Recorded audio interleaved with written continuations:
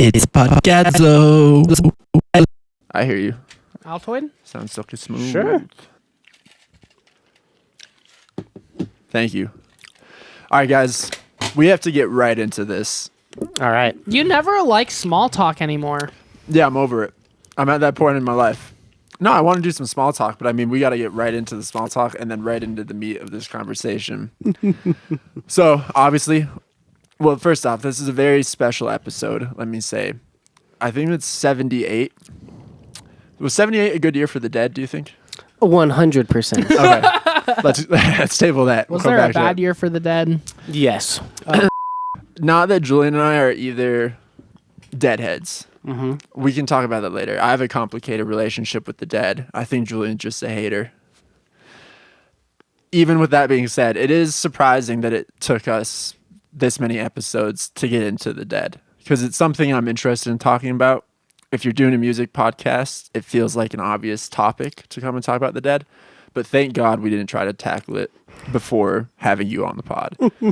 So, Julian, why don't you introduce our guest?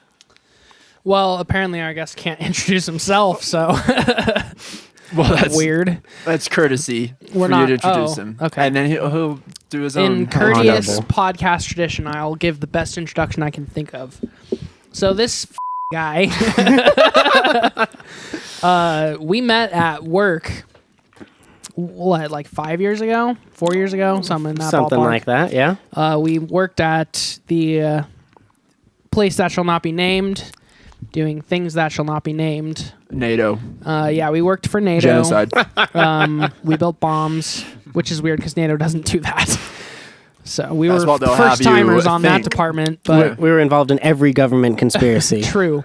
I brought down the second tower. I'll let you guess who brought down the first tower. Oh, yeah, you were in the deep state department. Mm-hmm. Yeah. The deepest. It does exist. 12 feet. That's like, you know, when you get to a deep end of the pool and it's 12 feet and you're like, my ears. It's so deep. That's so deep. Yeah, anyway. We worked together. We, I think, became friends at work because of music, more or less. Not because we liked the same music, because we don't like the same music. That is true. But we became friends because of, I think, a shared interest in trying to expose the other to something that they do not already know about or had not otherwise had a predisposition to like. Similar to kind of the JJ story when JJ was on the pod, but I would say more prevalent just because, well, I mean, JJ showed me all them witches, which is cool, but this guy actually like changed my perspective on a bunch of as far as like I that I like genuinely hated just because I was a genuine hater. Like he changed my perspective on a lot of that stuff. Just at work. Name one. Then we started hating the Grateful Dead, you prick. Oh, so you do like the dead? I Or don't- he just I'm changed not- your perspective Yeah, no, on it? I'm not saying that I like love the Dead, but I was a genuine hater of the Dead. Like there is no reason why anyone should like them, and I definitely don't feel that way anymore. And what, now you can view them more objectively, do you think? Mm-hmm, definitely. Okay. And probably wouldn't necessarily be able to if it wasn't for him, because everyone else up till that point was just kind of a f***ing idiot. They're just like, yo, the Dead's cool just because they like shred, man, and I can get high when I listen to him. But he's like, no, there's actually like real going on. Anyway, There is. we All right, well, that wraps it up then. yeah. I guess I'm done talking. We saved so a lot of this slides. is Tomas Tapia, yeah. and we're good friends now. We hang out, but probably not as much as we should, but we hang out from time to time, and we talk music, we talk life. One thing that always comes back around, I would say, not in every conversation that we have, but just as a general kind of like Tomas and Julian zeitgeist, is me talking about the Grateful Dead and you being like, what the fuck? And actually coming back with real substance and real facts to prove that they deserve to be a very heavy part of the conversation as far as not only the cultural movement around the Grateful Dead, but also the musical innovation that happened within the band itself. So that's what the point of this podcast is to kind of expose us as the ignoramuses in this context, and you as the ignoramuses on the other side of the camera, to a world that is full of lore and full of, I would say, like deepening and ever-growing appreciation. Like the longer time goes on, the more people just appreciate the Grateful Dead. So Tomas Tapia, everybody. Tomas, welcome. Thank you. Thanks for being here. Let me just talk about myself real quick. My relationship with the Dead, just to get out of the way, because Julian talked about his. I grew up with a dad who's a musician, exposed me to a lot of cool music. In a lot of ways, everything I know about music is because of my dad. But he is a dyed-in-the-wool Grateful Dead hater. Okay. Hates the Dead. Really? His sister-in-law, my aunt, my mom's sister, the most prototypical Deadhead you can imagine. Gotcha. She followed the Dead through the 80s, 90s, saw I don't know how many shows. That was her whole life. She would just follow the Dead tour. That's all she listens to, and some tangential adjacent jam bands. And she was always battling my dad over the Grateful Dead. Gotcha. I, as a young kid, before really listening to the Dead and knowing what they're about, just adopted my dad's point of view where I don't like the Grateful Dead. Got in high school, started experimenting with certain things.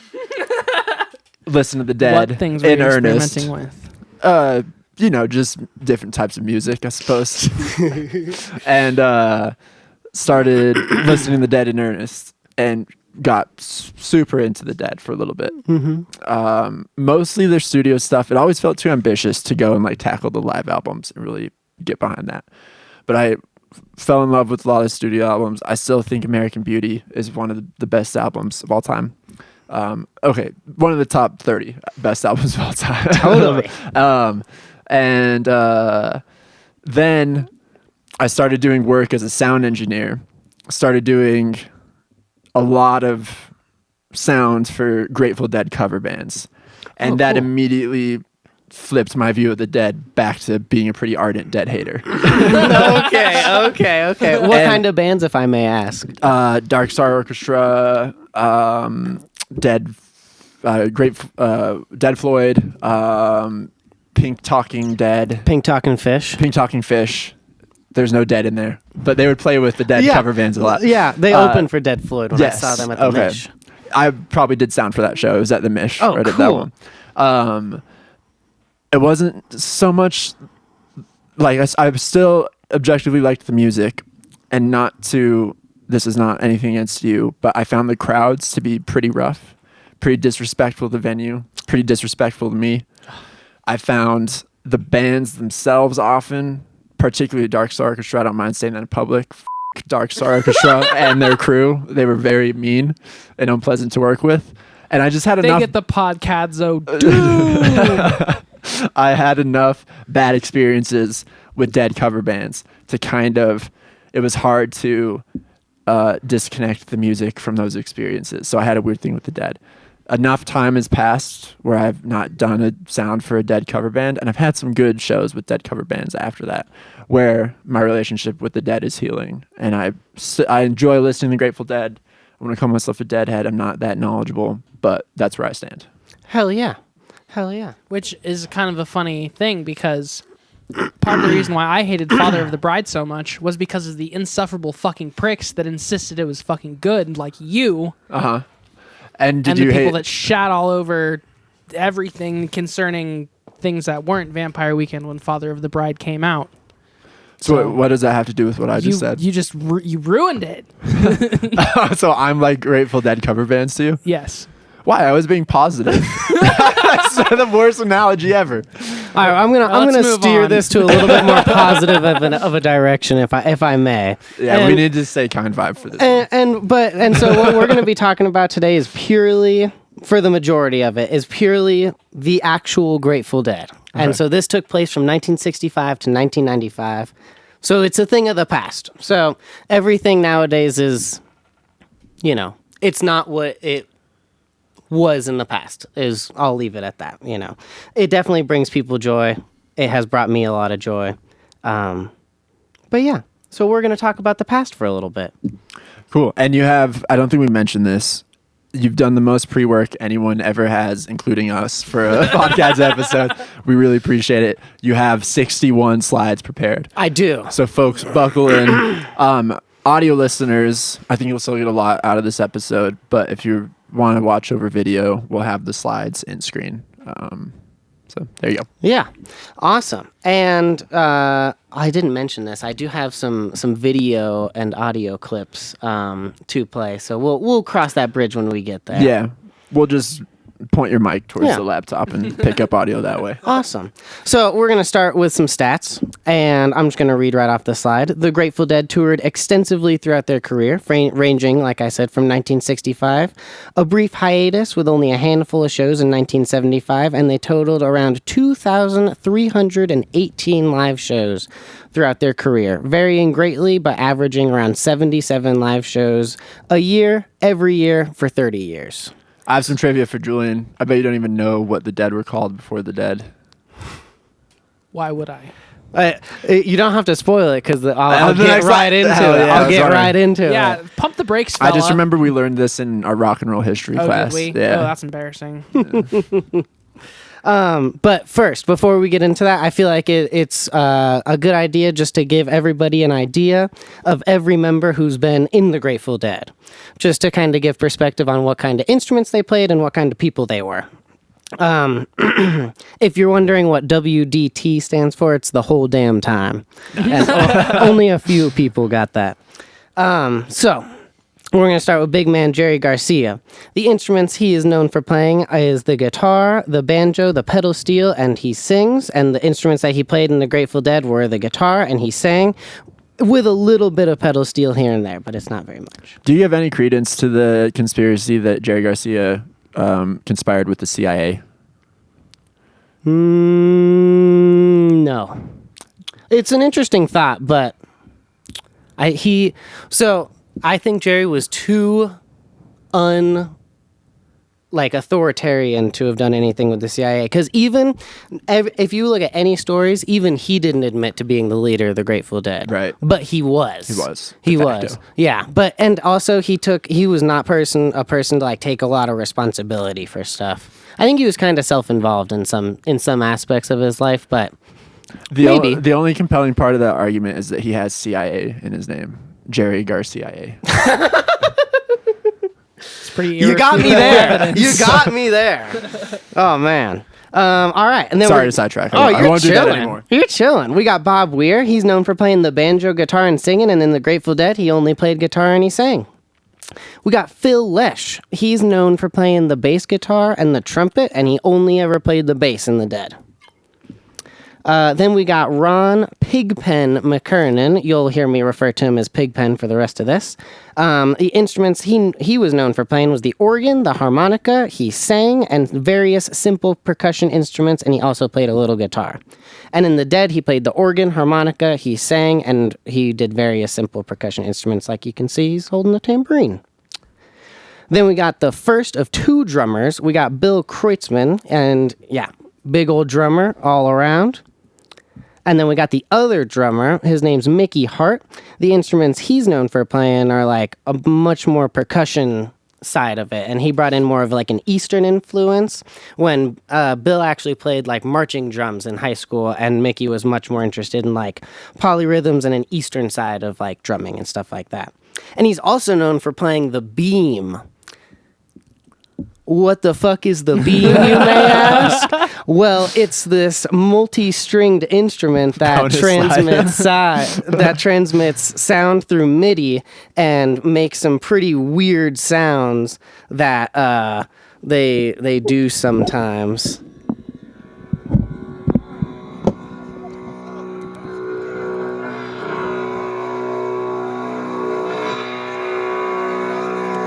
Scary. Yeah. So that's just to give you an idea of what it is, and it gets used in current times during something called Drums in Space. Oh, I see. So it's time to let the dead hands really do their thing. Then we got the piano player Keith Gottschall and his wife Donna Jean Gottschall, who is a singer.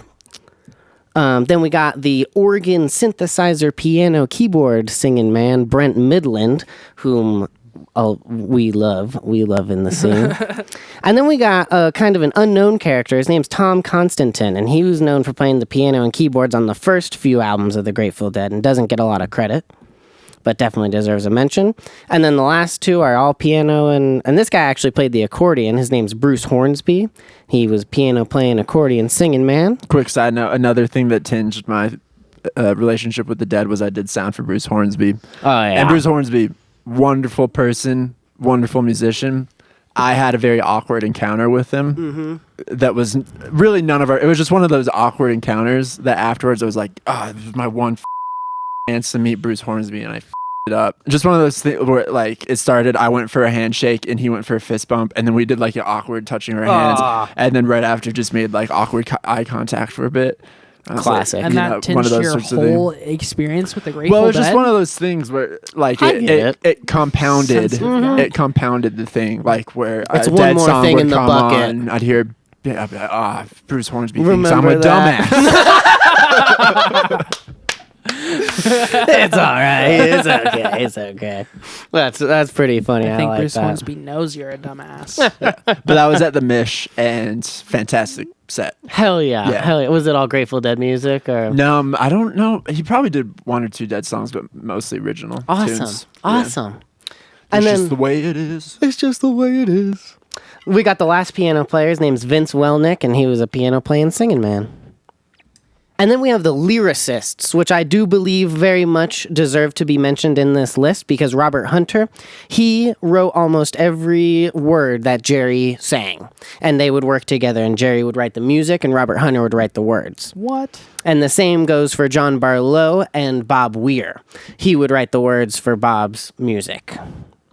Which is so dope that Jerry and Bob both just had their own dudes. Oh, yeah. Oh, so there's actually a Like, story. I can't be bothered. So, you know. No, I'm just writing music. Yeah. There's actually a story, if it was in 1971 after a show, there was some mishap with Bob Weir and Robert Hunter about the words of Sugar Magnolia, and Robert Hunter goes, "Man, fuck this guy. John, if you want him, you can have him." And so he was like, "I don't want to, So he kind of gave the responsibility to John Barlow, but Wow. they were also good friends at the time, so. Okay. Yeah. Did Robert and Bob have a frayed relationship the whole time? Nah, it was Okay. pretty much They just repaired like, once that happened, everybody kind of fell into their places in the band and everybody got along. I love those, like, I can't really think of too many. Elton John and what was Elton John's lyricist? Do you guys remember?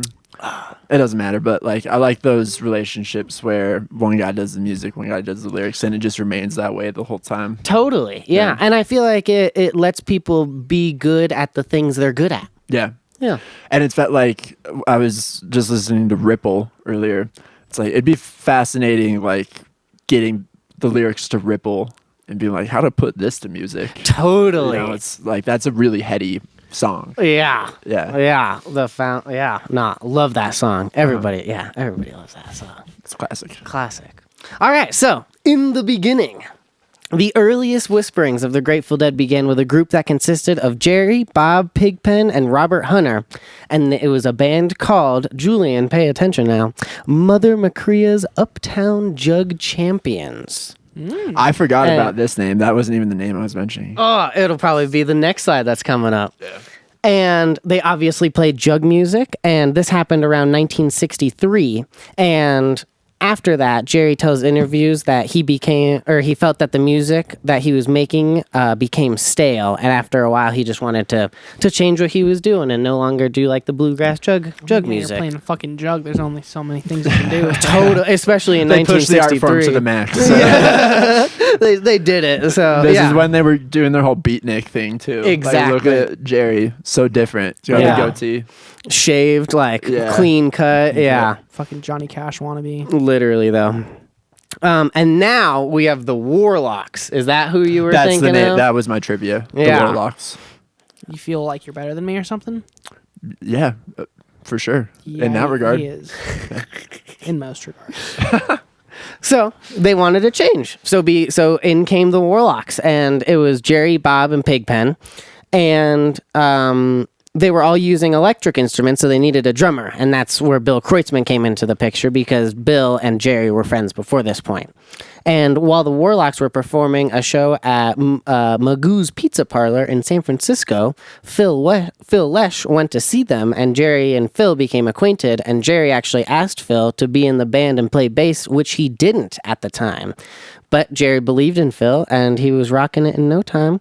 But there was another band that was also called the Warlocks. So they're like, fuck, and they had actually released an album at the time. So they were like, we gotta change the name of the band, guys.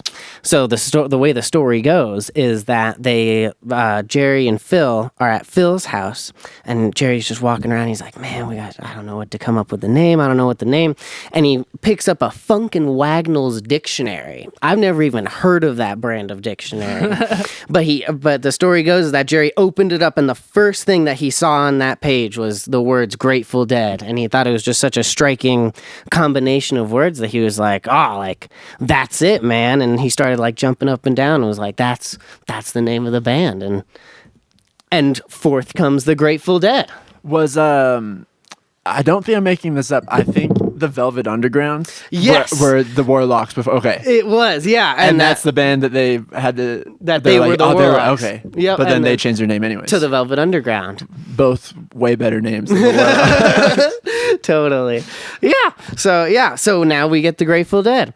And with the members of Jerry, Bob, Phil, and Pigpen. And eventually Mickey Hart joins the band. And now we've got the two drummers. And with the help of Tom Constantine, they will release the first 3 albums. The self-titled Grateful Dead album, Anthem of the Sun, and Owaxa Moxoa, which is a palindrome. And I actually have the first... Oh, dope. 3 albums. I'll give these 2 to you and this one to you, Julian. I always forget how to pronounce Owaxa. I see, I already forgot. Owaxa Moxoa. Owaxa Moxoa. Who came up with that name? I watched that Long Strange Trip doc, and they taught. Was it Mickey Hart? Mickey Hart was talking about it, and I believe it was him that came up with that. Yeah. And yeah, we got a picture of the band on the back of that. I'll show the camera. This is the self-titled. Julian is holding the self-titled, Okay. and then Owaxa Moxoa. and that's the second album, Anthem of the Sun. And the first album I've got is actually a 50th anniversary like picture disc, so it's a little different, but it gets the idea across. Hell yeah. And kind of interesting thing to note is that the first song on the first album is called The Golden Road to Unlimited Devotion. Kind of weird if you look at it with the idea of the Deadheads in mind. Ah. Self-prophesizing. Self-prophesizing, some may say. Interesting. Is this supposed to look like anything specific? Whatever you want it to, baby. That's a great question. Like anything specific? Okay. Are you talking about the resemblance of the what looks like spermy guys going into the sun? I mean, there's definitely like a dickhead right It's a mushroom here. head. And then there's like some clits and stuff. Hey man, it's whatever you want it to be. Am I just a I perv want it to for be seeing that. Is it the creation of the universe? I don't know. I hope so, because that would be fucking sick. There's like little sperms going into the sun. Exactly. The Earth itself. I'm pretty How sure there's we a got Rick here. and Morty episode about that or something.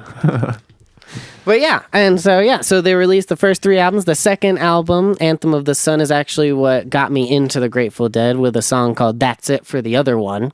I remember listening to that song as I went into high school after I'd had some pretty strong experiences exposing myself to the Grateful Dead, but not really diving deep. And I just remember listening to that song being super jazzed and like not wanting it to end because math class was starting. And so that was kind of the beginning of a long path of listening to all the studio albums, getting super acquainted with the songs, and then diving into the live albums and then learning about songs that weren't even on studio albums that they only played live and stuff like that. So, yeah, this was the beginning. Oh yeah, very interesting. I've spent more time with the Owaxa Moxoa, but I don't know if I've even listened to the first 2 in their entirety.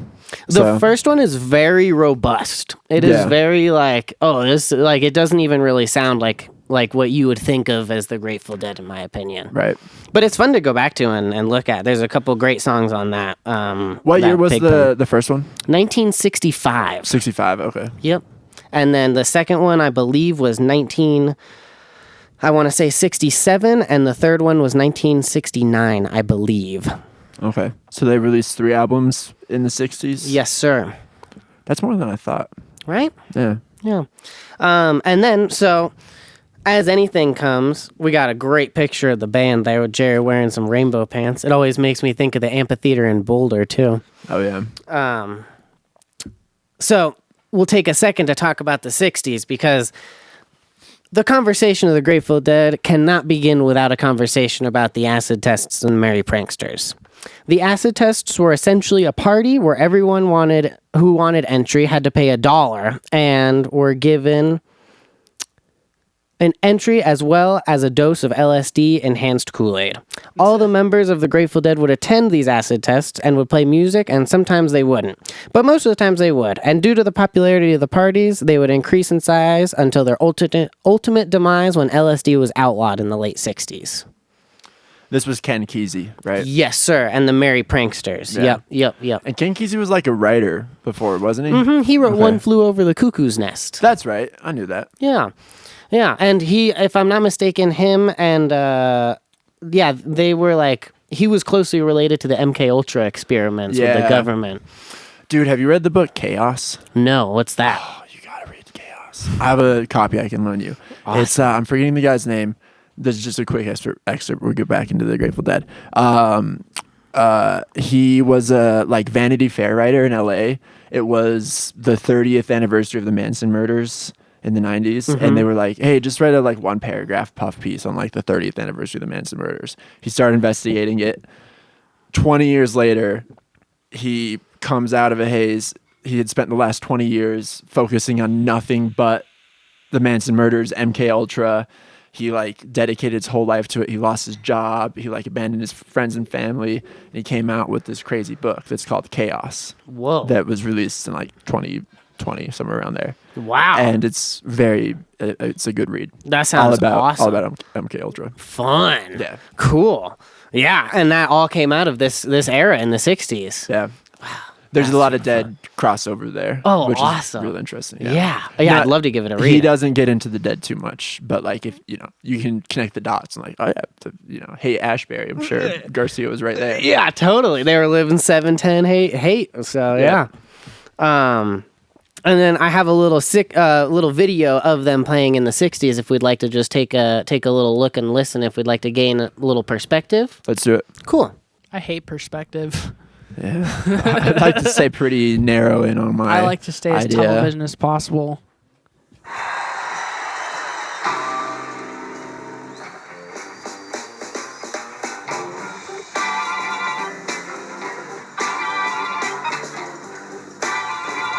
Is it like known where the like all the psychedelia inspiration comes from? Like how they hops from like jug bluegrass music to like psychedelic rock They started taking the question. acid. just because of the acid? The beatnik to hippie route is Super always interesting to me. Yeah. It's just like the idea of psychedelia. Like Yeah. normally in the modern world especially, like you have to like strive to be psychedelic. Like if you want to sound psychedelic, you have to like work intentionally to sound psychedelic. But these guys just like turned a switch and it was there. Like the psychedelia was just like instantaneous. So what I think happened was that given the curiosity of the beatniks, it led to people just like wondering about stuff like weed and acid, and nobody'd ever done this thing before. Sure. And so I think because that they were talented musicians at the time, they could express how they were feeling, and this was how they were They feeling. just like cracked the code deeper. I think so. I mean, if you have the ability to like express yourself through music and you're going through these experiences that are changing your life, and a lot of them like attribute a lot of their life change and perspective to psychedelics, I feel like they're very like closely related. Totally. It's just like this is what set the standard for like what people would describe modern psychedelia as. Yeah. Like and it just was like a natural instinct for them to go to that place. It's just super interesting. And then like this is 67, you know, at the same time Beatles are releasing Revolver. I guess that was 66, but you know, like weird just the parallels there, like that in a different continent across the ocean without the influence of beatniks. The psychedelia thing was coming in there too. Yeah. But I guess acid made its way everywhere. Sure. But it seemed like I guess like a less universal approach to the psychedelic sound, whereas now it's more just like not like all psychedelic music sounds exactly the same, but just like there is the same compass essentially pointing all psychedelic bands like towards a certain soundscape or whatever it might be. And like the aesthetics of psychedelia, because if you read like on the beatnik thing, if you read like Jack Kerouac, he was very much like those were hippie ideals he was writing about, but he was like so stuck in the times and aesthetics of like the 1950s and being like a straight-laced dude that way. And they were like emulating that when we saw Jerry Garcia with like a goatee and, you know, short hair. And then 2 years later, like something about the music and the fashion, it's just weird how quickly it evolved from that. Absolutely. To be a fully formed thing like this. Totally. And unfortunately, I think something that also happened was that people realized you could make money off of it as well. Yeah. And so then became businesses being like, oh, well, we'll just make stuff that like looks like hippie Appeals stuff. to it, yeah. Which is really and it similar enforces. to, honestly, all the grunge talk from Oh, the yeah, 90s. that's Like, exactly there's a what- lot of parallels there for Yeah. sure. It's like immediately commercialized and all the fun's taken out of it. Yeah. Yeah. I think it's interesting too. Just I never really thought about it before. Like the bluegrass jug background leads to a lot of inspiration. I feel like in the vocal harmonies that they do in the Grateful Dead. Like that seems all very rooted in like bluegrass country. Oh, and Jerry was like a stout bluegrass player before the Grateful Dead. Like that's cool. I have an entire 5 LP box set of him playing nothing but bluegrass music. That's what I listen to more than the Dead or like the Pizza tapes and him with the Grisman stuff. And, Totally. Yeah, that's my shit. And I didn't mention this when I was doing my Dead background, but I've always respected Jerry Garcia as like a prodigious guitar player. I love his playing. Oh yeah. That dude can play. Yeah. Anything aside, he can definitely play the goddamn guitar. And to me, that's the most charming part of Dead cover bands is people just like sitting in the audience critiquing how much the guy sounds like Jerry. And it's such like a nuanced thing. It and I really love seeing is. the equipment that guitar players get in Dead cover bands to like emulate it. And that's the best part about Dead cover bands to me. And that's something super interesting about being someone born in an era where all I have is Dead cover bands. Yeah. And so all that we're trying to do is be like Jerry. Emulate.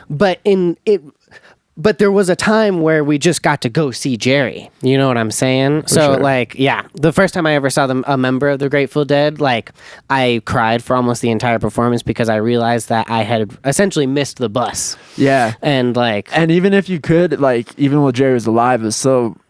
I don't know if this is a fair thing to say, but my understanding of it was still a pretty narrow window where it was like truly Jerry. Because after a while, like the drug thing became pretty bad. And like it seemed like he was, you know, he always turned in good performance. It was always good on stage. Sometimes.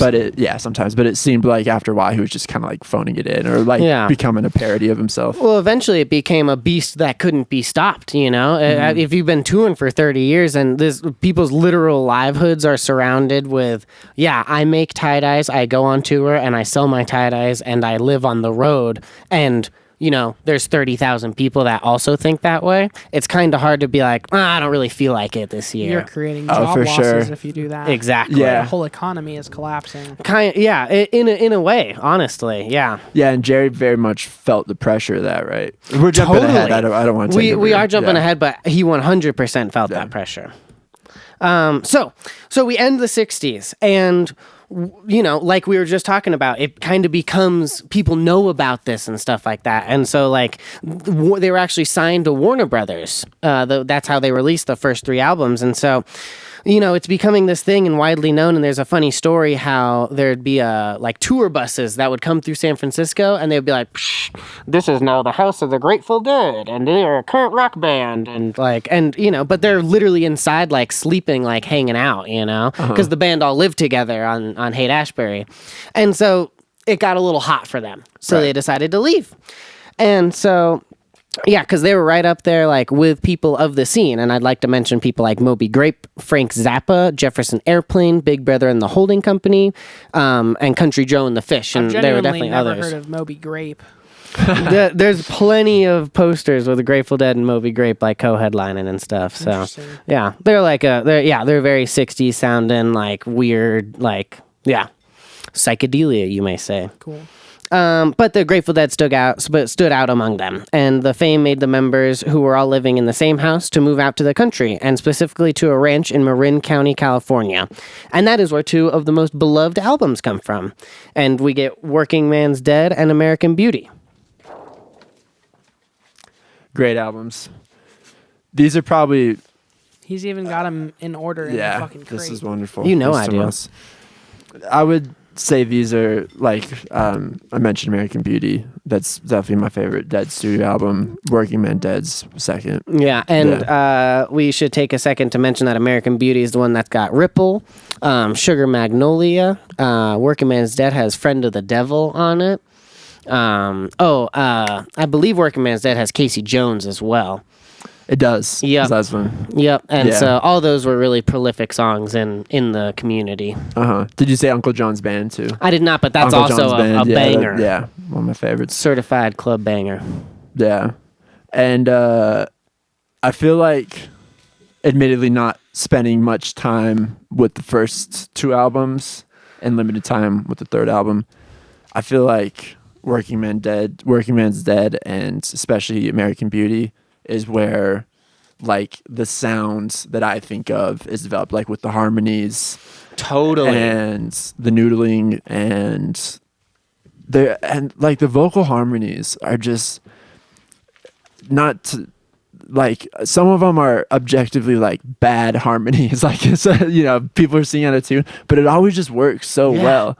And a song that I'll take to mention for people to listen to with great vocal harmonies is Broke Down Palace. If you haven't listened to that one, it's a great one that people close with, and it's very meaningful. Yeah. I feel like Jerry Garcia kind of aged real quick. Like, he looks like a young man in the late 60s, and then by the early 70s, the beard comes in heavy. He's like, but he's also like, and the tired afro, and gained a little weight. Yeah, he looks a lot older and not that much time. Looking at my crate, before we move too much farther, I do want to take a minute to talk about this live album called Live Dead, and it was the first live album that they recorded, released in 1969, and this has only 6 songs on it, and it's a double LP, just to give you an idea of some of the jams that happen. But it's got Dark Star, St. Stephen, Into the 11, with Turn on Your Love Light, and Death Don't Have No Mercy, closing with And We Bid You Good Night. Great one, if anybody Where do you think cares. the jamming inspiration came from? So I think they were taking a lot of influences from just all kinds of music, because we have to look at jazz at that point too, because jams and jazz have always really existed. Sure. And they kind of exist in a similar way where they allow everyone to kind of take a turn. But I think the main difference between like a Grateful Dead jam and a jazz jam is that a Grateful Dead jam doesn't necessarily have to go anywhere. So a lot of times it does, but a lot of times you kind of just let the music take over and you let the feelings kind of just feel themselves. And I think that, if anybody who's experienced the psychedelic experience can kind of think about how one thought can kind of lead into another, and 10 minutes have gone by and you're somewhere completely different from where you started. And I think that's kind of how they took a musical approach to it as well, where they're like, yeah, we'll start with like this chord progression and this kind of beat, but like there's like, we're good enough, we can change like when we want to. And they would go on stage, no set list, completely improvised. And they would just wholly commit to that, and they would just ask the band, like, what do you guys want to play? Yeah. And the jam thing worth mentioning, like that's the cannon fodder of what the haters latch onto. Like that was always my dad's thing. He called it musical masturbation, that like anyone can get up there and noodle. It takes talent to like write a Thin Lizzy song or, you know, something like that. I definitely feel where he's coming from, 100%, but also the ability to do whatever you feel like in the moment is also a skill that needs to be respected. Totally. And like, as soon as you look at it like that, like taking the jazz influences, that music doesn't have to be this thing that's written. But I think a lot of people in the rock world are purists about the art of the song and writing a well-crafted song and creating hooks. Totally. And it's just not what the Dead were interested in doing. Well, but so, it is the most common critique, I think, of the Dead. Absolutely. They're just jamming. They're just making shit up. If I may, you know, give an alternate perspective to that, some of my favorite parts of songs are when the hook or the chorus come back. Yeah. And so like you can kind of just think of it as a really long guitar solo if you really wanted to. And cuz it's not like they're just going to like jam and then be like, "Oh, I forget what song we're in. Let's just stop." You know, like they always come back. Even if it's the next day, they always come back. Yeah. So yeah, that's what I'll have to say to that. Absolutely, yeah. And I'm fully on board. Like, I think jamming is an art form. I think getting back to that hook and figuring out a way to do it, and everyone do it in sync after being away from it for up to like 20 minutes is like hugely impressive and a talent that a lot of people can't do. But like, yeah, like I said, like with the rock purists, there's just not room for that. Totally. For a lot of people. And to that, I'll say they should listen to these two albums. Exactly. Because at this point, the band was like, okay, we made 3 albums that were very much like psychedelic experiences. So the story goes, they went into the band or into the recording studio, sat down, recorded the songs, and got up and left. Mm-hmm. And we're just like, they had the songs written right to the point and just had a good time with it. Absolutely. And it's cool to be like, we have that muscle, guys. Like, totally. We were interested in doing something else. Yeah. But here you go. Yeah. And so they took a more acoustic focus in this time frame to kind of bring it back to the roots of like, you know, pure music, if you will. And the majority of the songs were done with acoustic instruments, and in the live shows, it was really common to see one set of acoustic music and one set of electric music, and sometimes a third set of whatever. Mm-hmm. And if we want, I've got a little video from the Festival Express.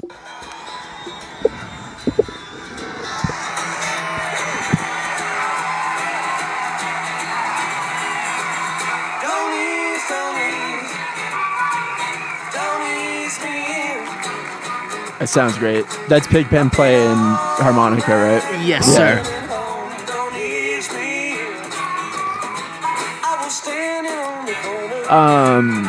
Stop me if you have information on this later, but it's worth, from my background in audio engineering, mentioning how important the Dead were to innovating concerts and live sound reinforcement.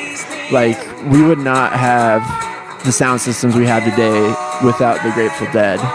And do you know the name of the dude who he made acid for a long? Oh, I got a whole slide good. about that. I hoped you might. So we'll table that for later.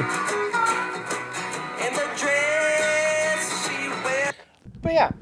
So that just kind of gives you more of an idea, and you can see in just in that little bit, like they got right down to the meat of the music kind of sense in terms of singing. That sounded real nice. Yeah, and it brought back to like a lot of the vocal harmonies, like you were talking about and stuff like that. Cool. So, acoustic, we loved it. We're ready to get back to the electric instruments. And they found themselves incredibly indebted to Warner Brothers in this time because they learned how to work all the studio themselves. Mm-hmm. And no like audio engineers. It was the band mixing the records, and it was all trial and error. So they spent an absorbent amount of money. So they're like, okay, you're going to go on a tour to Europe and you're going to record a bunch of shows and you're going to release an album. So they said, how about we go to Europe, record every single show that we do, and then we release a triple live record. And that is where we get the record Europe 72. An all-time classic. Yes. And I'll give Julian a full live performance performed at Wembley Empire Pool in London, England on April 7th, 1972. That's dope. This looks Is that a full box set? It is. It was released on Record Store Day, I believe, 2 years ago. I love that. Maybe 3. They had a van, right, that they outfitted with the recording studio. And it was just filled. Yeah. So I'll take, because you mentioned that, I'll tell a great story. The guy who is in charge of recording every show and every song and was in charge of that truck, it's the last show of the tour, and so everybody's really partying. And one of the microphones on stage, it got loose, so it was just pointed down. And all you needed to do was just go and put a little screw and tighten it, and everything would be fine. So he asked the stagehand, Steve Harris, who's a really big guy in the scene, or Steve Parrish, excuse me. And he was like, "Hey man, could you please just tighten the mic and everything will be okay?" And he was like, and literally verbatim, he goes, "Fuck you! You want it done? Do it yourself." And it's like, jeez, okay. And so he was like, but there was nobody else in the truck. So he was like, all right then, I guess. And so he puts a new roll of tape in the recorder and he locks the truck and he goes up on stage and he tightens up the microphone. And as he's walking back to go to the truck, the band drops into a song called Morning Dew. And it's a really meaningful song. And the guy goes, you know what? Fuck this. I want to be right here and experience the music. And so he turned around, and Jerry, over his glasses, he looked right at him, and he got caught. He's supposed to be in the truck recording. And the look he gave him was like, I see you, I know what you're doing, and it's okay. And they played some of the most meaningful solo ever, to the point where Jerry actually played the majority of that guitar solo with his back turned to the audience because tears were pouring down his face because he was crying. And that's the recording of Morning Dew that's on Europe 72. That's beautiful. Yeah. That's cool. The Dead are full of so many stories like that. Yeah. That's another very charming part about the Dead. And Europe 72, I feel like when you ask a true Deadhead like yourself, well, let me know if you agree with this, but when you ask him where to get started with the live stuff, usually people say Europe 72. Love it. And so because I'll give a quick preview to the next slide. These are just some of the albums that are from all the Europe 72 records, and you can go on Spotify and listen to every single show from that entire tour. And it's a great, it's full of energy, it's full of passion, and everybody's in their 20s at the time, so it's just nonstop party and a nonstop fun and stuff like that. So yeah, really dig that. And yeah, I recommend anybody who's interested in live Grateful Dead who has not listened to listen to the Europe tour. Right on. Then we have the next 2 studio albums. And this is The Grateful Dead from the Mars Hotel. Give that one to Julian. And then we have The Grateful Dead's Wake of the Flood. I'll give that to you, Colin. And so this is where the band, I feel really found themselves. And this is real great, you've got, let me take a peek at this album real quick. Yeah, you've got songs you've got Scarlet Begonias, you got Ship of Fools, Loose Lucy, U.S. Blues, and China Doll are all songs that were played once they came out. They played for the rest of the time, and people really love those songs, including myself. Big fan of it. I think Scarlet Begonias maybe because of the Sublime cover, was the first Dead song I got really into. Hell yeah. That and Shakedown Street. Definitely. Shakedown Street was an easy one. Oh, I love that song. Yeah. Little fun fact, that is the most one of the most commonly played songs by Dead & Company. So, Oh, yeah? Yeah. Cool. All right. So because I had this opportunity, I had to show. Oh, real quick before I forget. A real fun fact for anybody who has this record from the Mars Hotel. If you flip that record upside down and look at it in a mirror, the alien text will actually say something. I was just about to ask if the text meant anything. Yeah. Do we have any mirrors here? I got rid of all my mirrors. Yeah. Could have guessed. Looking at myself. We'll leave it as a little mystery. Yeah. You're a real mean fella. Heck yeah. I didn't mean it, Julian. It was an easy one. Because of this opportunity I had, I absolutely love this video from the Europe 72 tour, and I feel like it's just a really silly good time, and take a look.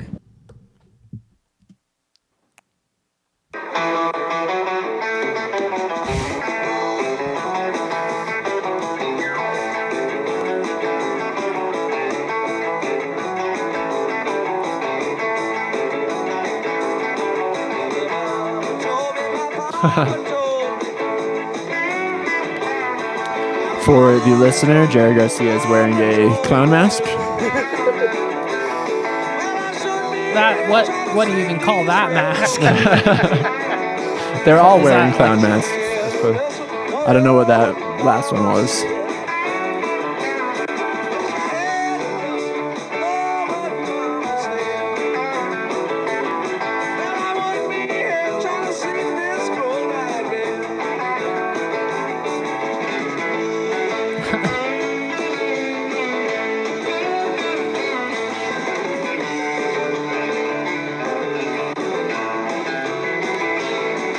R.I.P. Phil Lesh, huh? Yes, and very recently, and Yeah. we all have a lot of love for him, so thanks, Phil. When was that? That was like over the summer? Like a month ago, maybe a month and a half. Oh, okay. Is Yeah. that recent? Time's a blur. Every day is the same. Yeah.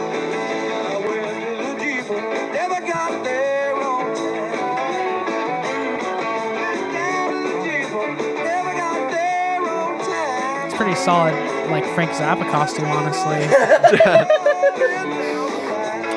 I'm on the cusp of getting into Zappa. You're almost there. I'm almost there. All right. We'll have to talk about that later. Cool. But yeah, I always get a kick out of that, and that always makes me smile. Everybody having a good time. So. That's wonderful. Was this Yeah. like a Halloween show, or did they just say, fuck it, we're wearing masks tonight? You know, it doesn't really say so. Sure, yes to your question. Every day's Halloween. Every day is Halloween. All right, so Here it is. here it is. So we get into the wall of sound, and you cannot talk about the wall of sound without talking about Augustus Owsley Stanley III, or the Bear. The Bear. He was right. also the main source of LSD in the 60s and early 70s to all of San Francisco and beyond. And more than being a talented chemist, he was also an extraordinary sound engineer.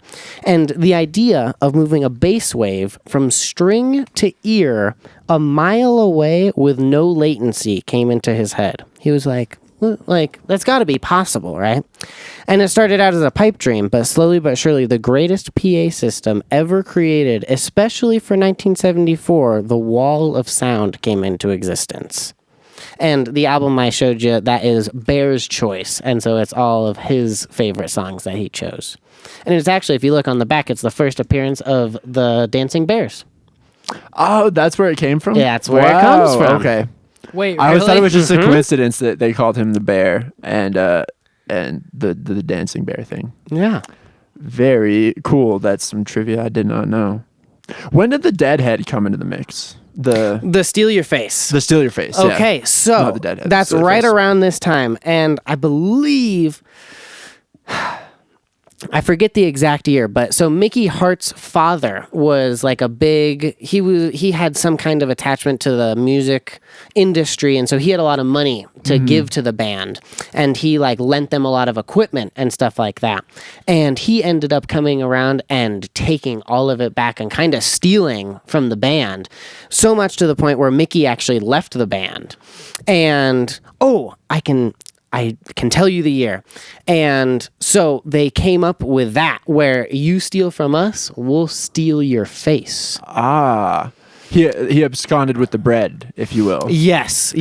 And so they made a sticker, and they put that sticker on everything that was the Dead's. And it was kind of a way to be like, oh, yeah, so just to make sure that's our stuff. Okay, fascinating. I didn't know that history, because Julie and I were just talking about this, actually, and I think this is something a lot of people our age have, where this image is so ever-present.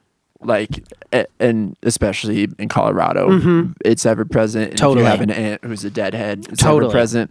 So I grew up seeing this, and there was always such a disconnect for me that this logo was associated with the music that the Dead was. Yeah, And like all hippie, and it's literally a skull with a lightning bolt in it. Another fun fact for you, if you take a look at that lightning bolt, it has 13 points, and the story goes for the 13 steps of making LSD. Oh, there's only 13. Apparently. All right. 1, get some water. Step 2, distill ergot into its purified form and mix with a bunch of other chemicals. Yeah. 3, step 3, do everything else. 4, do LSD. Step 5, create the greatest sound system ever created, called the Wall of Sound. Here's a picture of it. Yeah, That's dude, insane. that's so crazy. Insane. It was only used for 8 months during 1974. And through this, look, just How long take did a it take them to build that? dude. So Like that per show? that's why they stopped really It took- touring, is because it would take 5 hours to set up. So you'd get to the venue at, say you get there at noon. Okay, you load in for 5 hours. The band does their sound check. The show happens. Then the show ends at 2 a.m. Tear down. And then you have to tear down for 5 fucking hours. Then you have to drive to the next venue. And so it was just inhospitable. That's not bad compared to a lot of tours today, 5 hours. But like for back in the day, the first time doing anything, that's pretty crazy. Yeah, And but- how many stagehands did they have employed at this time, do you think? A bunch. They crew. had, I think they had something like 5 semis filled with shit, with people unloading and loading in just constantly. Which is another charming part of the Dead, that, like you said earlier, like that the roadies were beloved Totally. within the scene. Yeah, a famous quote from Jerry. He calls the Grateful Dead the beast with 3 legs, and it consists of the band, the crew, and the audience. And without one of those legs, a show cannot happen. That's cool. Yeah. I like that. They had great respect for what they were doing. Great respect. Yeah. Great respect. This is a quick little video. We don't need to hear the sound, but just to give you a little perspective of like the time and like the band. And yeah, it was a real thing. And so I just decided to include a little video of it. This was, for some reason, a really difficult video to find. Was it actually like good sound? I'm sure it was pretty good sound. So it was really loud. I bet. Yep. But so they had a problem with feedback, right? Like you can't put the PA behind you and have your mics. It's such a nightmare looking at that thing. Yeah.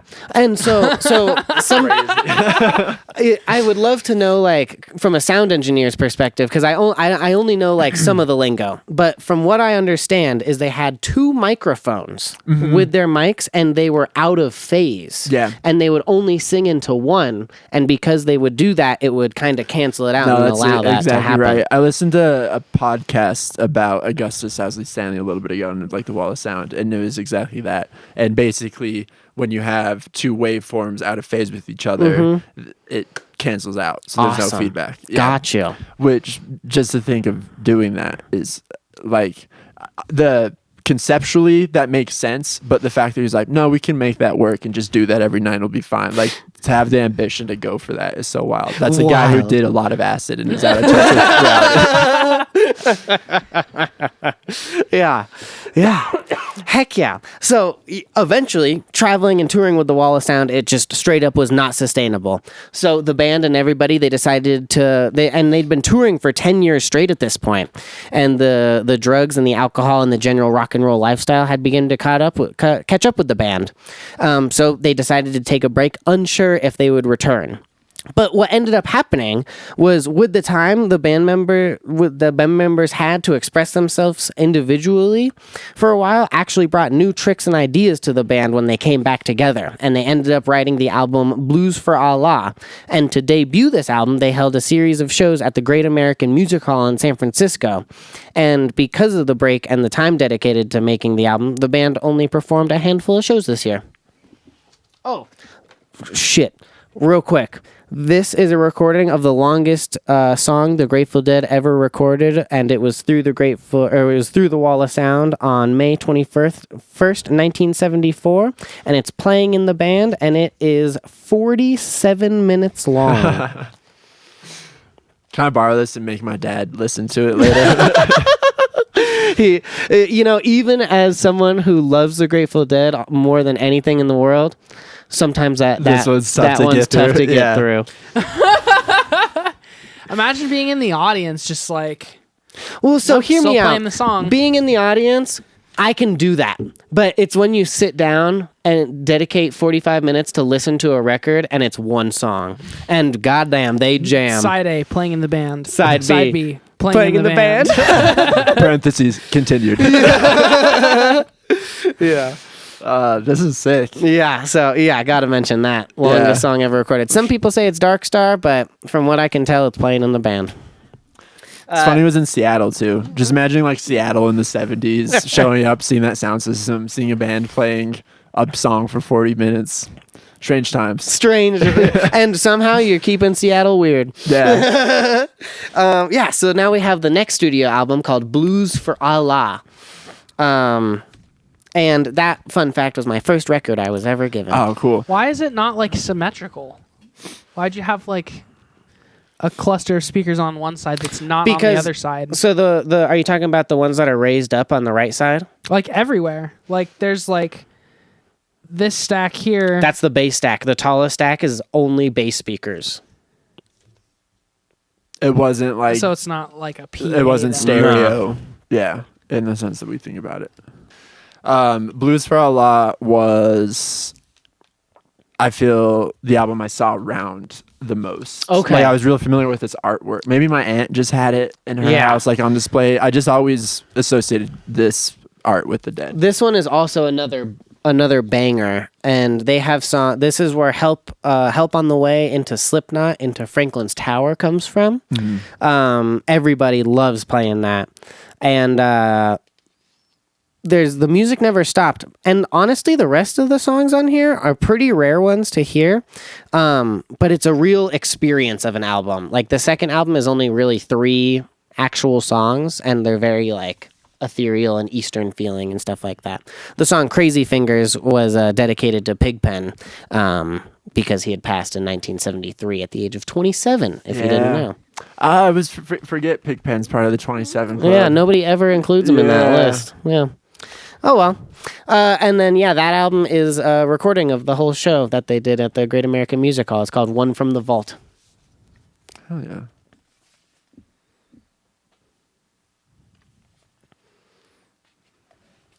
I haven't even seen this album ever.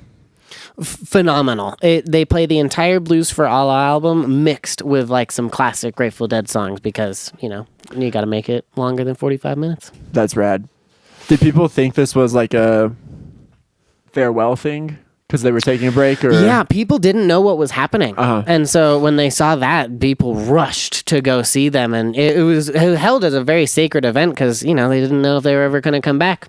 But in this time, we got the Jerry Garcia Band. And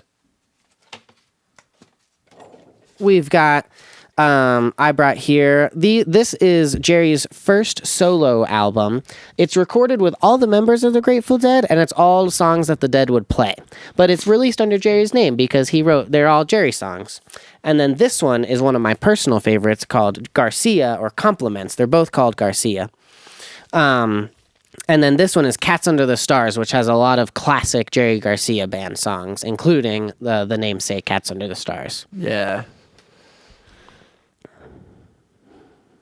I think as much as my dad was a Dead hater, he was into Jerry Garcia Band, interestingly. Really? Because he loves bluegrass. So I always liked bluegrass.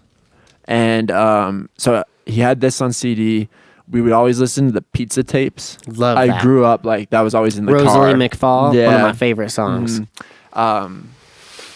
And yeah, I'm sure my dad's views on the Dead have changed over time. He's gotten even more into bluegrass, but you know, but yeah, Garcia Band was pretty present. Yeah. And in my opinion, it's a much more of like a lovey sound than the Grateful Dead. Like with the Grateful Dead, you want to go and like, there's an element of rawness and like real unparalleled passion. But with Jerry Garcia Band, it's like, no, let's love each other and have a good old time. Lots of covers too. Yeah, oh for sure, and like covering classics, like the American standards, you Totally. know, Great American Songbook. Totally. Yeah. And then also in this time, we have Bob Weir's solo projects. And I brought... So Ace, you can think of as the Bob Weir version of that Garcia album I gave you. Recorded with the whole band, all songs the Grateful Dead played, but Bob Weir songs. And that one is a solo called Heaven Help the Fool, which he only performed the majority of those songs by himself. And I really love that album. I love the symmetry with Garcia and Weir. Both had their own lyricists, both had debut solo albums that were Did they use the Dead lyricists for their solo records too? Oh, good I do. question. Most likely, I do believe so. And yeah, and the cool thing about that is they had so much respect for each other when they would play live shows. 95% of the time, they would play one Jerry song, one Bob song, and they would go back and forth between the two.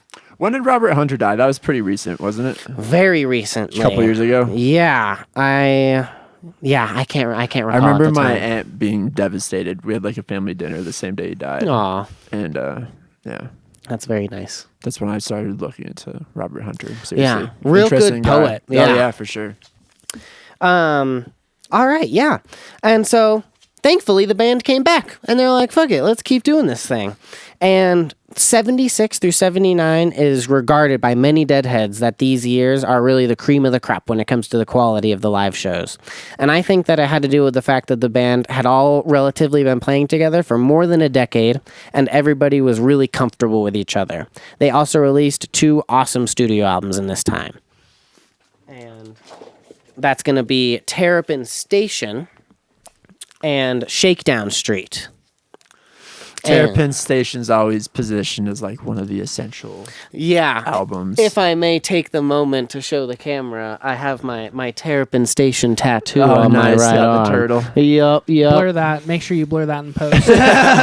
I'm cutting all this out. I don't even think we're recording actually. This is just there for us. Oh no. Yeah, like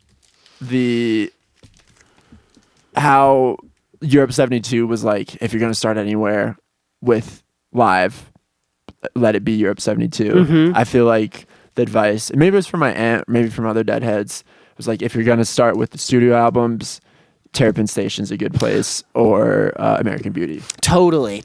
And I feel like Terrapin Station definitely has more of a classical Grateful Dead sound, if you will. Yes. Yeah. I always think of it in that run of Working Man's Dead, American Beauty. I always thought Terrapin Station was much closer in proximity to those albums. Yeah. Instead of being 76 or whatever it was. Yeah. Terrapin Station was released in 1977. 77. A lot of great music came out in 1977. Same year punk broke, interestingly. Damn. Yeah. How about that?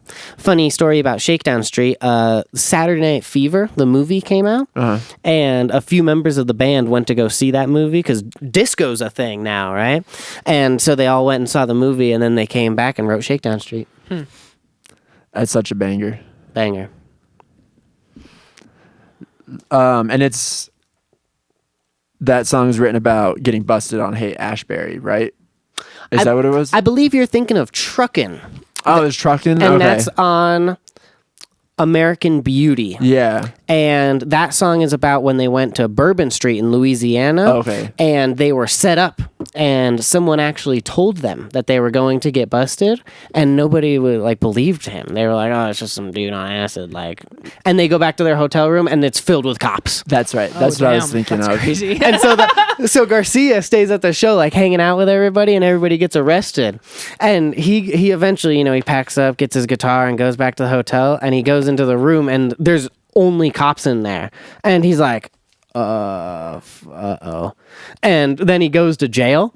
And when he goes to jail, the whole rest of the band's there, and they're like, Garcia, hey, man, we've been waiting for you, dude. Where you been?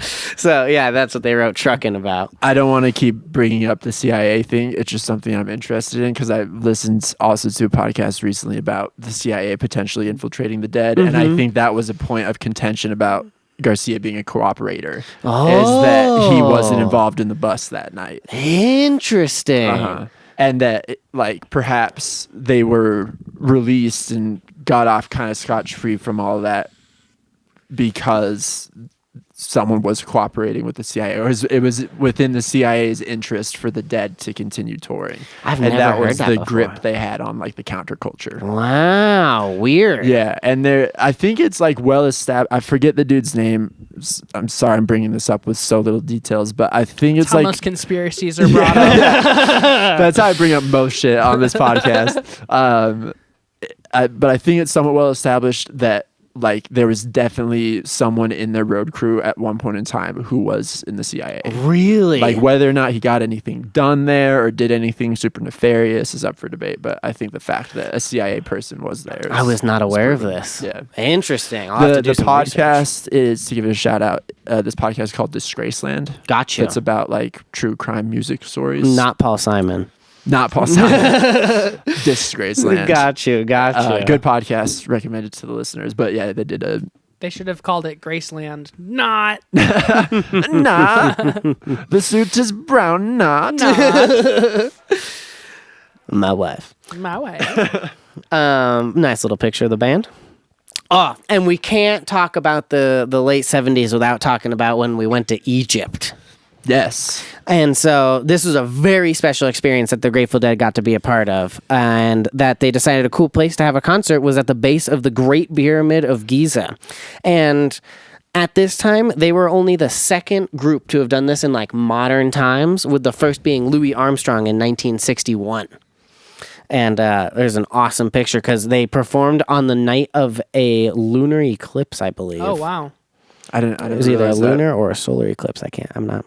But yeah, there's a picture of it. Looks lunar as hell to me. Yeah, there's another picture of the band performing. Really cool opportunity to have done. And there's great recordings. There's phenomenal video recording. There's phenomenal audio recording of it. And yeah, really, really special thing that they did. Imagine being the motherfucker that filmed this and is like, someday there's going to be a place where I can put this video and it will be seen by accessible to millions. And that place is Podcadzo. I'm on my bending knees. Bertha, don't you come around here anymore.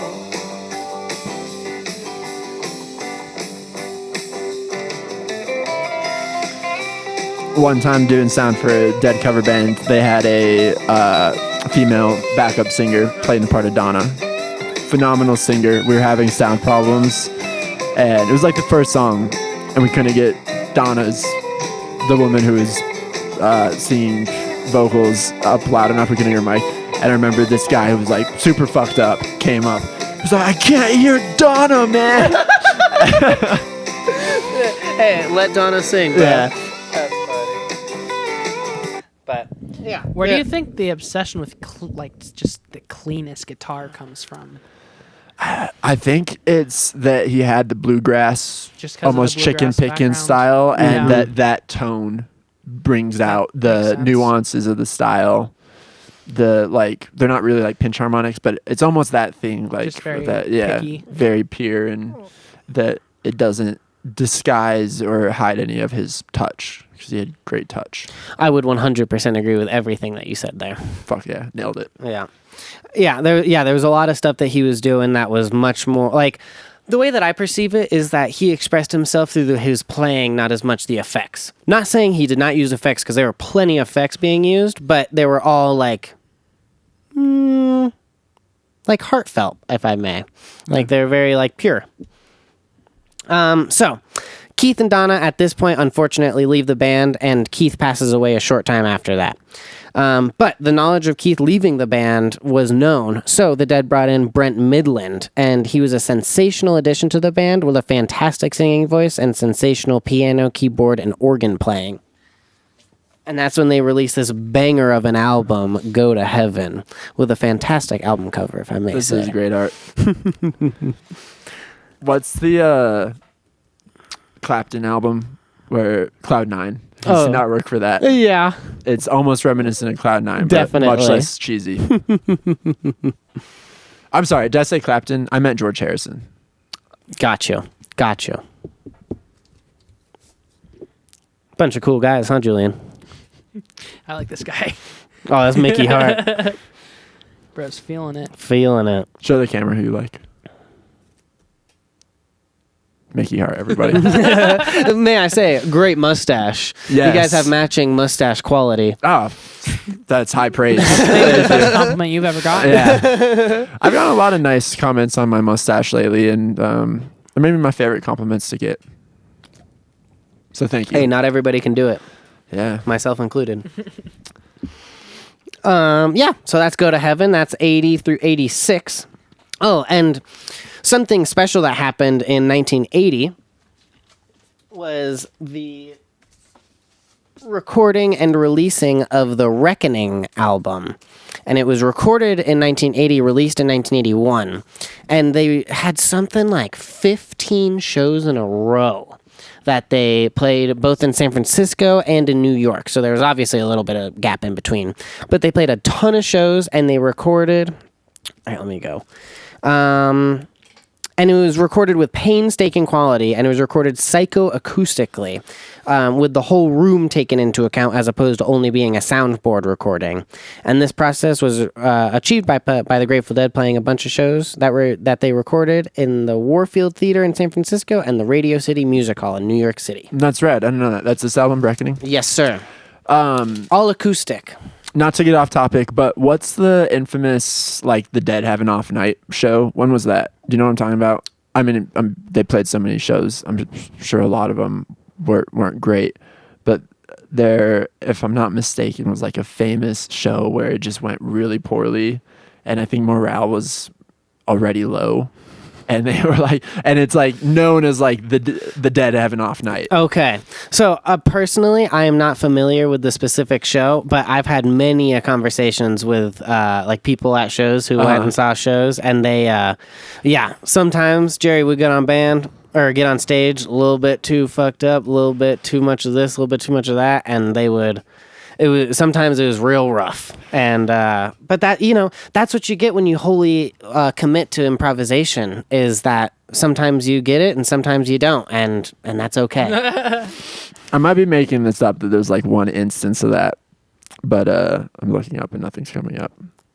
Well, I'll do my research, and if we can put something in post, I'll let you know. Okay. Deal. But anyways, sorry not to get you off topic. No, you're all good. But yeah, that would happen sometimes, because if you're gonna do the thing, sometimes you're not gonna land it. Yeah. Just like a skateboard trick. And I'm sure, talking to musicians, sometimes you go to play the thing, and the thing. Land it. Yeah. I can't think of a time we haven't landed it. I always feel good about myself. Yeah. I'm doing It gets fine. better. It gets better every time. Yeah. Word. All right, I'm alone in this. Yeah. Nah, I've never been too f***ed up for a show. Yeah, so There's that's only Reckoning. been one. Okay. It was a pizza or a bowling alley. Give me a break. You don't even remember where we were. This is a video from one of the Reckoning shows. And they're actually playing one of the songs that was on Bob's solo album, and they're playing it instrumentally, which is a really rare thing to have happen.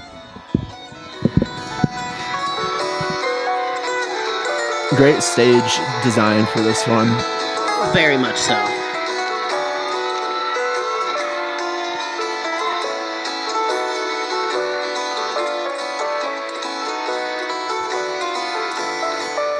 He's like 33 here.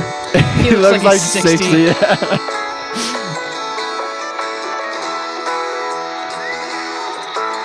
What year was Jerry born? Like 42? Let me give you an exact year. All right.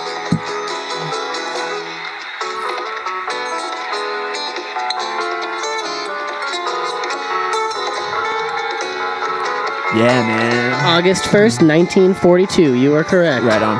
Sweet.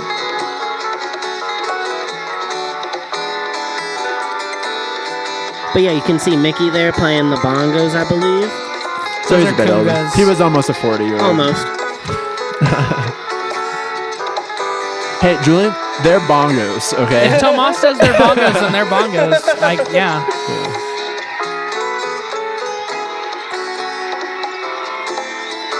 Yeah, he looks so old. Yeah. He was, I guess, what year was this? What year was 1980. He would have been. Okay, so 38. 40, yeah. Yeah. Sometimes you put a little bit more time into the years, if you know what I'm saying. Indeed. You go too hard.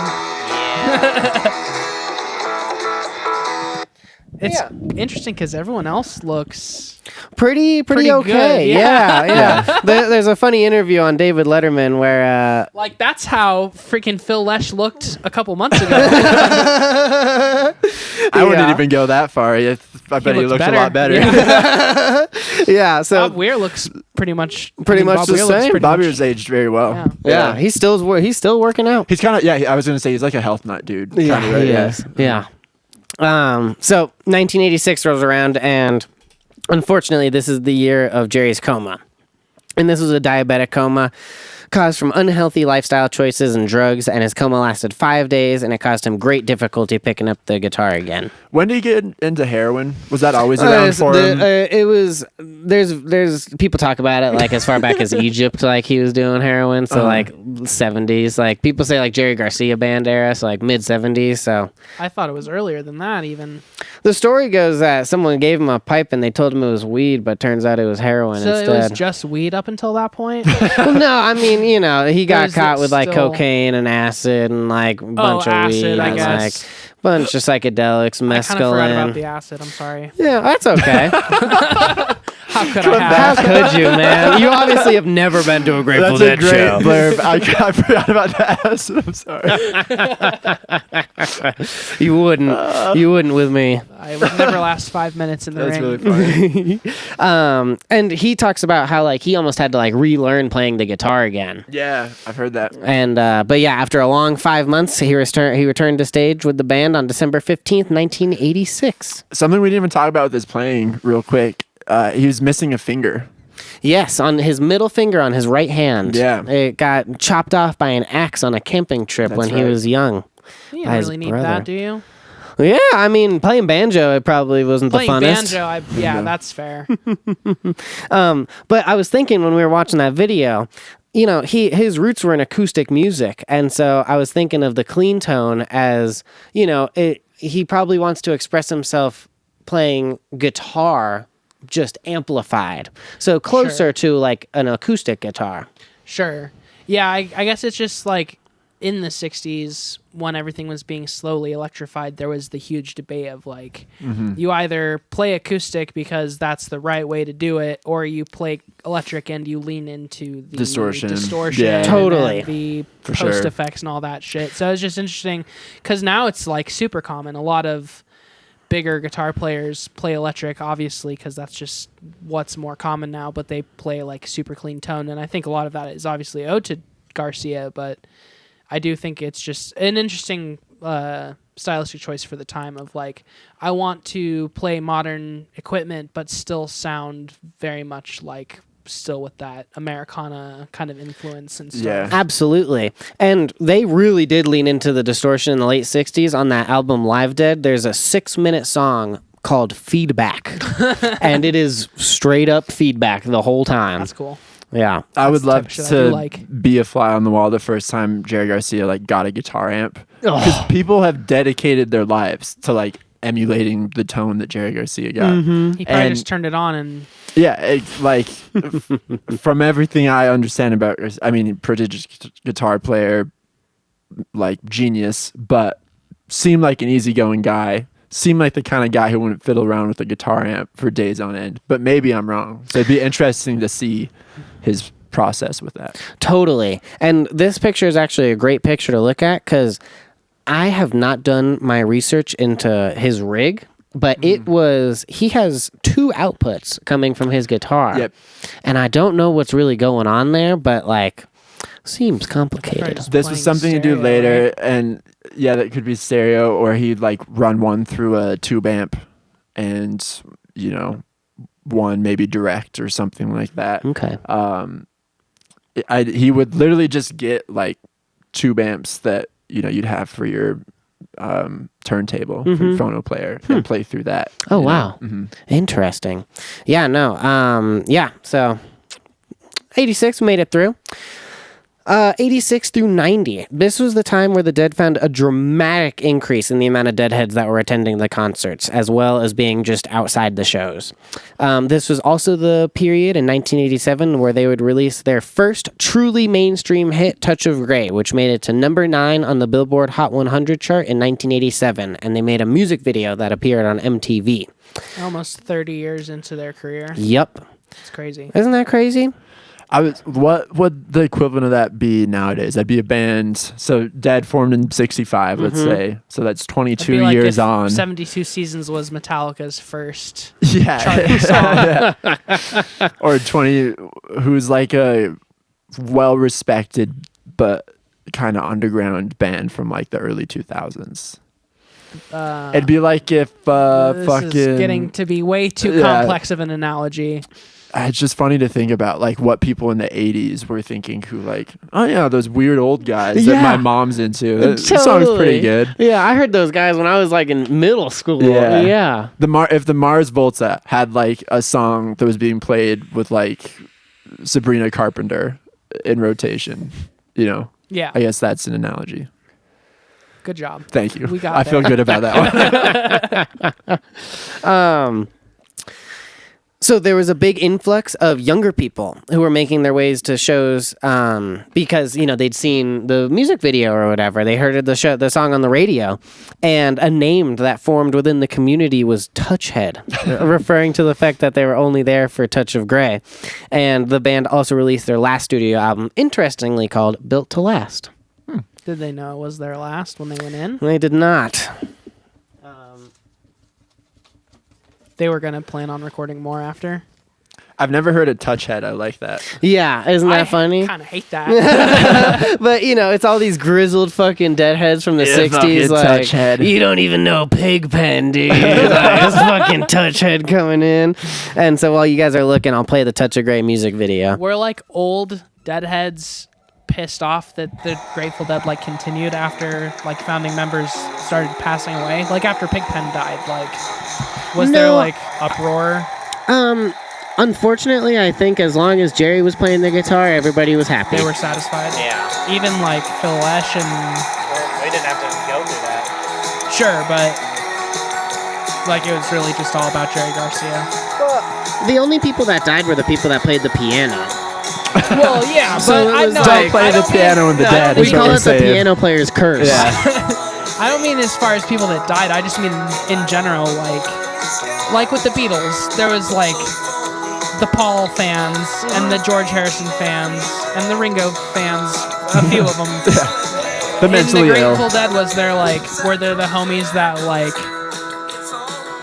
were into Phil Lesh? Like, were there Lesh heads and were there Garcia heads and were there Absolutely. Weir heads? Absolutely. People Okay. would pick the side of the audience that they would be on depending on what side of the stage Oh the yeah, people were playing. I've heard that from Dead. Yeah. Like, I would always stand on Phil's side, Always man. on Yeah. Phil's side, the biggest bass, or I'm always a Bob's side, or like no, Yeah. I'm right in the middle of Jerry. So, Okay.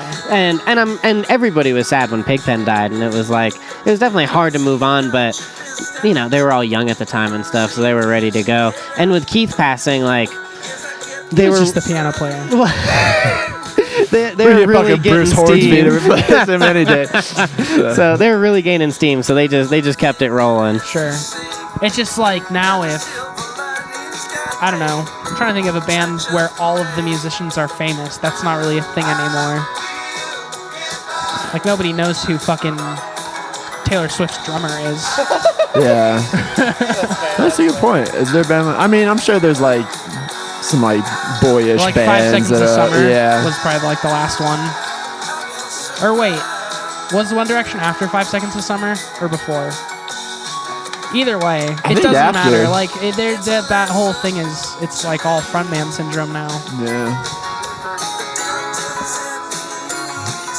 And if you're in a band now, just everyone's obscure. You can't gain enough following to claim that you're the biggest. I bet, anything. like, for people in Ireland, like Fontaines DC, I bet all of them are like beloved because they're all like original members. Maybe. Yeah, in their hometown. Yeah, That's like with saying, their friends. you know, like Yeah, in cadzo, no one's like like- international now. Yeah.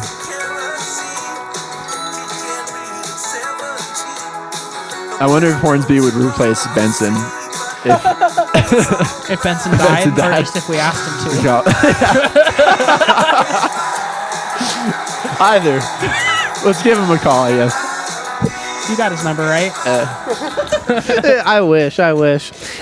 Fun fact for you about this music video: they recorded it after a show, and they just brought the little skeleton mannequins out, played the song, and everybody it was literally just. looks like they're just at a show. Yeah, they were Easy. easy. So yeah, made it happen. And what? It's been how many years since the coma? 2? It was the next year. Oh, the coma was after this? No, so they released. He had This coma was 86, after 87. They 87, released this. okay. He looks like he's aged another 5 years. Yeah. Well, so that's what the whole chorus is. We will survive. We will get by. So, alluding to Jerry's coma. Was Cherry Garcia out at this point yet? Oh yeah, Jerry loved that. Yeah. Their Wait, story. really? Oh yeah, they sent him like cases and cases of it, and they were and fuck. like people literally said that part of his unhealthiness was contributed to how much ice cream that Jerry is, motherfucker yeah. ate. Yeah. Damn, that's crazy. I always used to say, like, it's too bad that he never got to try Cherry Garcia. Oh no, he did. Oh, he loved and that I shit. heard he would like talk about retiring all the time and be like, I can just live off of ice cream money because he was getting like $200,000 a year just from the Wow. licensing. That's so funny. Yeah. Yeah. But yeah, that's the music video. I Fun just little picture. really, I don't know why it never struck me before how quickly he aged. I thought they just all kind of looked like shit in the 90s, but Yeah. Yeah, Y'all look he pretty aged good in fast. the I mean, 90s. look at this picture. Bob's looking like a young, healthy individual. Look at Yeah. those calves. Full Bob looks geriatric. Yeah. So this was 90 to 95. The last 5 years of the Grateful Dead were a really hard-fought battle. In 1990, we lost Brent to an unexpected drug overdose, and at that point, he was a major driving force in the band, and everybody in the band took it quite hard. This is where we had the introduction of Bruce Hornsby, who was quite talented, and he had enormous shoes to fill, but ultimately he would come in sporadically throughout the rest of the time. But in 1992, he took a back seat, and Vince Welnick took over for the keys right until the end in 1995. July 9th, 1995. This was the last time that the Grateful Dead ever performed, and it took place at Soldiers Field in Chicago. It was a hard-fought battle from Jerry, but we made it all the way through, and everybody ended with smiles. Exactly 1 month later, 5 days after his birthday, this was the day that we lost Jerry Garcia while he was staying at a drug rehab center, and he died from a heart attack. So yeah. so is it like drugs? Was he ultimately died from drugs, or The Is it story's unknown? kind of muddy at the end, but some people say, he loved his heroin, and so some people think that he was clean for a little bit and then went back and used as much as he had been using, and just like OD'd? yep, went too hard, too fast.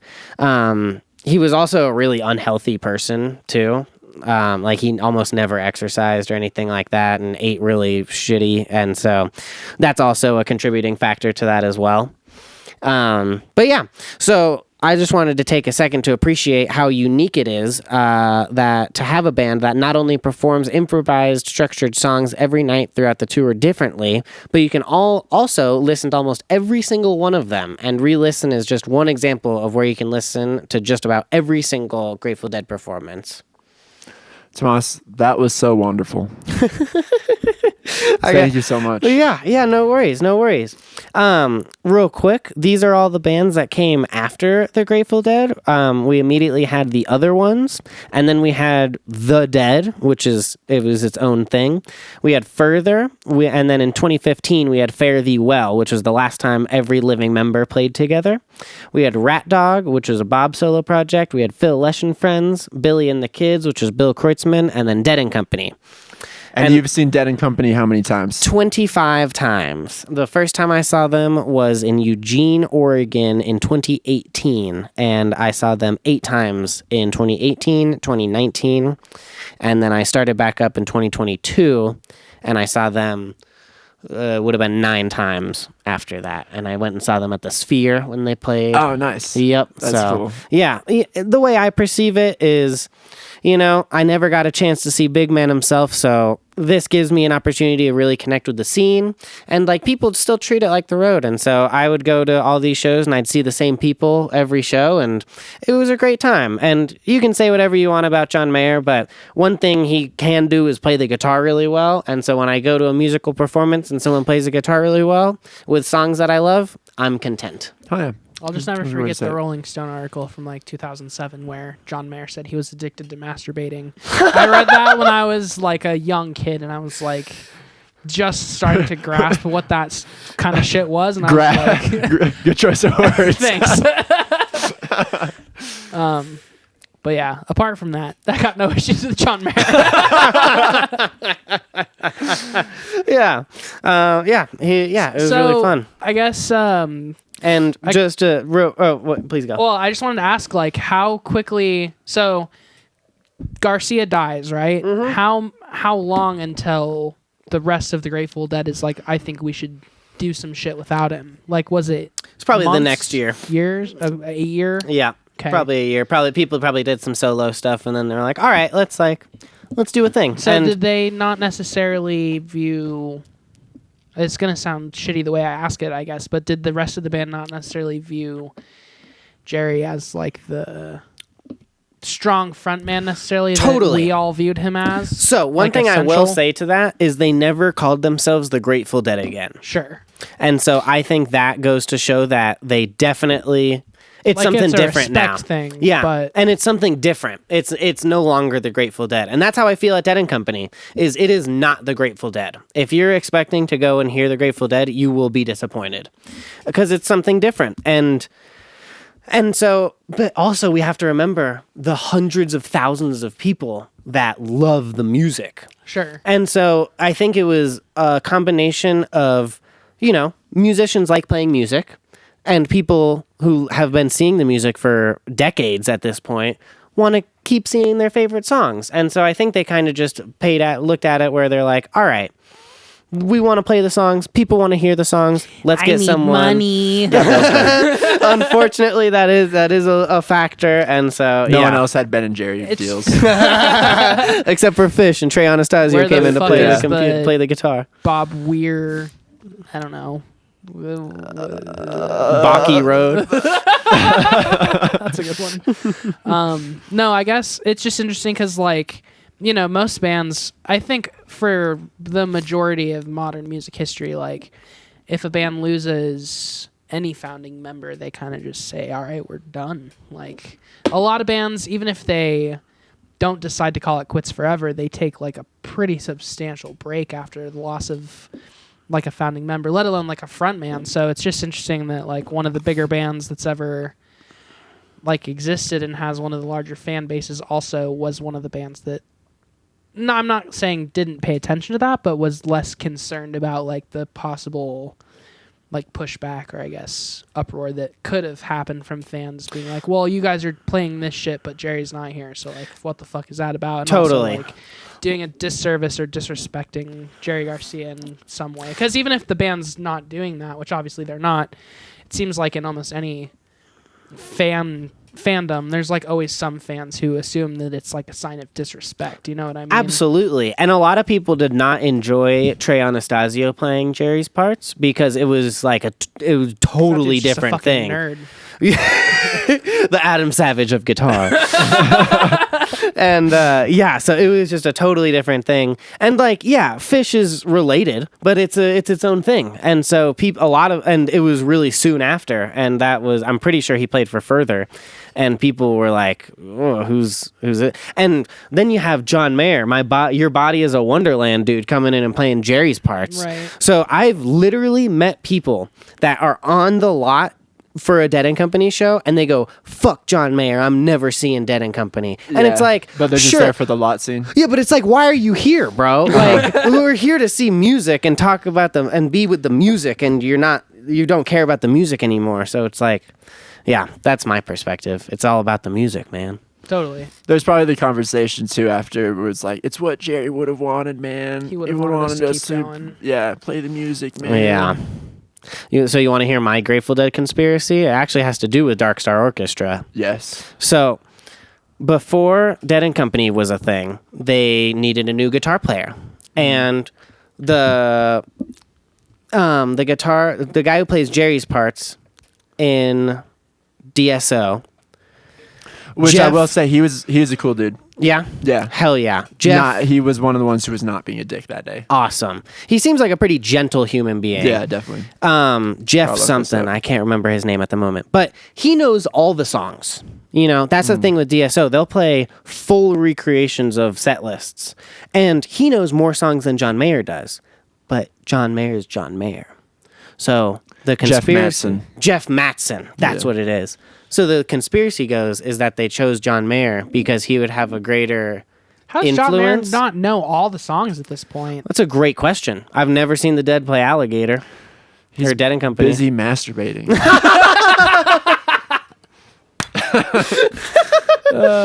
Yeah. It's not musical masturbation. It's just real actual masturbation. Sorry, Mom.